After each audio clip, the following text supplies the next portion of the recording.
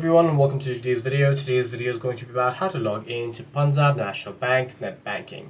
For that, the first thing that you'll have to do is open up Google Chrome or a browser of your choice, and then in the search bar simply type in Punjab Bank login, and then hit go or enter on your keyboard.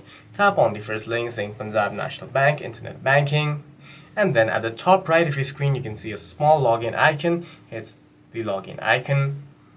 Tap on Retail Internet. Zoom in if you're in a mobile browser. Here you'll have to enter your user ID and then hit continue. The user ID should be provided to you by a bank. If you are a new user, simply tap on new user. Zoom in one more time and then zoom in one more time. And then you can either activate using a debit card, using Aadhaar card OTP, or without debit card, which is activation at the branch.